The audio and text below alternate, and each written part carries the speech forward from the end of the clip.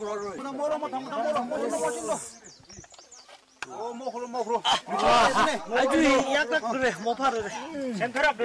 front of every Lengcheng house, the rooms were erected to signify the status of the owner.